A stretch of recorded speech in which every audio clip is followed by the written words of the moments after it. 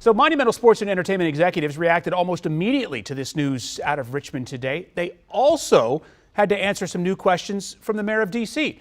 about whether owner Ted Leonsis has the legal right to get out of his lease with the city at Capital One.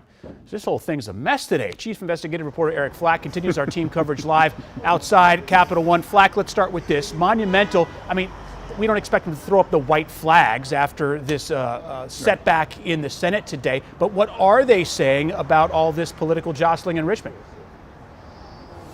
They're basically saying keep calm, and they don't believe that opposition in Richmond or a potential legal challenge by the mayor of D.C. is going to stop them from moving to Northern Virginia. At a hastily called press conference inside Capital One Arena Monday, Monumental Sports and Entertainment President of External Affairs Monica Dixon said Washington Capitals and Wizards owner Ted Leonsis' arena deal at Alexandria's Potomac Yard is not dead, despite the Senate Finance Committee's decision not to consider the bill to fund the arena. And we believe that by being open and transparent, we can gain the support we need to pass the project. Dixon said the proposal has strong support in the House, where it sailed through its first hearing, and she believes Monumental can still negotiate a deal with opponents in the Senate. We're eager to engage with the Senate Finance Committee members and all the legislators to make sure that they have all the information they need to evaluate this proposal. But just 2 hours before Monumental met with the media, D.C. Mayor Muriel Bowser was in front of cameras, saying if Leonsis attempted to use a provision in his Capital One lease to get out of his lease with the city in 2027, which is 20 years early,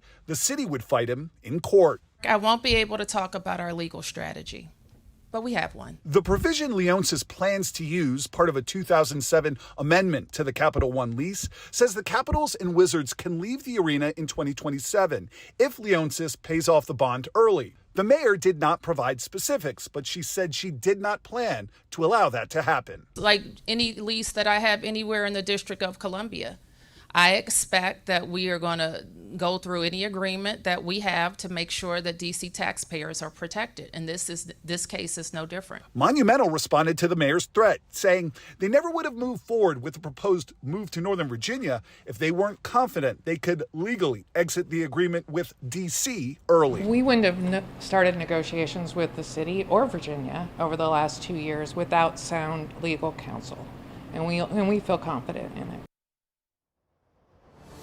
How confident do they feel? Well, when we asked Monica Dixon, what is plan B if this thing in Virginia does not work out, she said, there is no plan B. There's no plan A. There's only one plan, and that's to move to Northern Virginia. But what about here in D.C.? Well, the arena is not supposed to be done until 2028 or later. The lease they're trying to get out of is in 2027. That means they would need a place to play for a stopgap in 2028.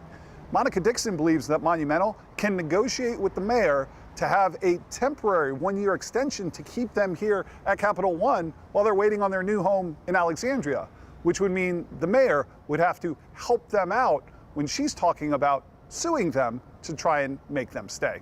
Longo?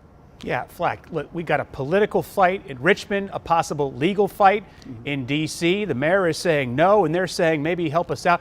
The whole thing is a mess. I know you'll stay on top of it. Keep us posted on all of the developments. Thanks, Eric.